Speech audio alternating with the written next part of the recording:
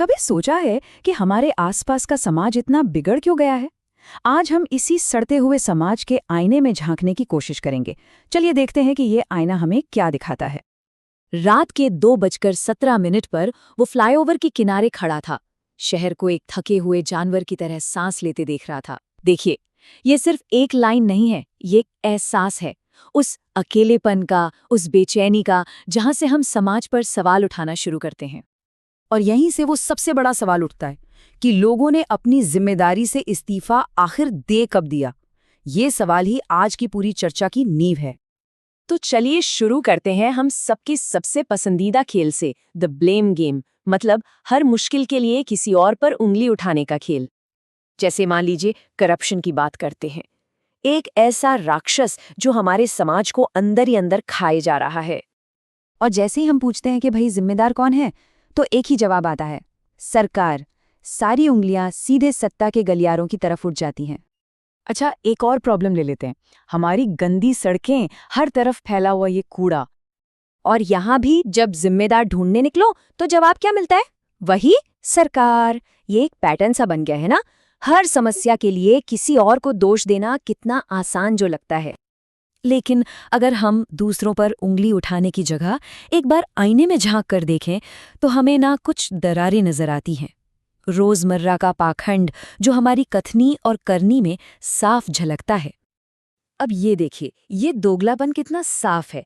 एक तरफ हम शिकायत करते हैं, अरे यार भारत में बिल्कुल सफाई नहीं है, और फिर अगले ही पल वही प्लास्टिक का कप सड़क पर फेंक देते हैं। हमारी बातों और हमारे कामों में जमीन आसमान का फर्क है।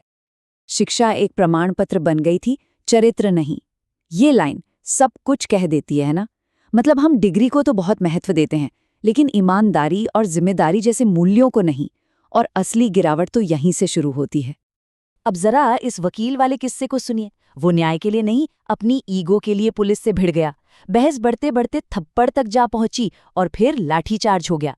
अगले दिन की हेडलाइंस में क्या था? पुलिस की बर्बरता। पर किसी ने ये सवाल उठाया तक नहीं कि वो वकील साहब खुद को कानून से ऊपर समझ ही क्यों रहे थे। तो ये जो छोटी छोटी बातें हैं, ये जो रोज का पाखंड है, जब ये समाज में फैलता है ना, तो ये सड़न की तरह होता है और इसके नतीजे बहुत भयानक होते हैं। देखते हैं कैसे।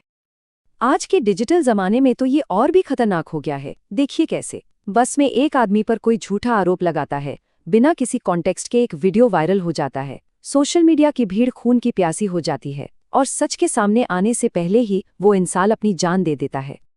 लोगों ने एक जान जाने का शोक नहीं मनाया, उन्होंने इंगेजमेंट काउंट का शोक मनाया। ये लाइन आज की ऑनलाइन दुनिया की इतनी कड़वी सच्चाई है ना, कि एक इंसान की जान चली गई, इसका दुख नहीं है। दुख इस बात का है कि पोस्ट पर लाइक्स और शेयर कितने आए। इसका असल जिंदगी पर जो असर होता है वो तबाह करने वाला है। और करप्शन का साइकिल तो देखिए। एक तरफ एक नागरिक चुपके से ऑफिसर की जेब गरम करता है, और दूसरी तरफ वही नागरिक चौराहे पर खड़े होकर करप्शन के खिलाफ नारे लगाता है। मतलब कमाल की विडंबना है। तो जब हम इन सारे टुकड़ों को एक साथ जोड़कर देखते हैं ना, तो एक तस्वीर उभर कर सामने आती है, हमारे ही समाज का आईना। चाहिए तो हमें स्कैंडिनेवियन देशों जैसा अनुशासन, लेकिन जब खुद की जवाबदेही की बारी आती है तो हमारा हाल थर्ड वर्ल्ड वाला हो जाता है। चाहते सब कुछ बेहतरीन है, पर खुद को बदलना नहीं चाहते। ये शहर रातों रात नाकाम नहीं हुआ, ये धीरे धीरे सड़ा। घरों से, स्कूलों से, तोड़ी गई कतारों से, और सिर्फ इस एक बार के लिए तोड़े गए नियमों से। सामाजिक पतन कोई एक बड़ी घटना नहीं होती, ये उन लाखों छोटे छोटे समझौतों का नतीजा है जो हम हर रोज करते हैं। तो सवाल ये उठता है कि अगर प्रॉब्लम इतनी बड़ी है, इतनी गहरी है, तो इसका सल्यूशन कहाँ मिलेगा? और जवाब शायद बाहर नहीं, हमारे अंदर ही है। चलिए इस आखिरी हिस्से में खुद से ये सवाल पूछते हैं, पहले खुद को बदलो। हाँ, सरकार भ्रष्ट थी, लेकिन भ्रष्टाचार आसमान से नहीं टपका था। ये बात सीधे मुद्दे की जड़ पर चोट करती है। सिस्टम हमसे ही तो बनता है।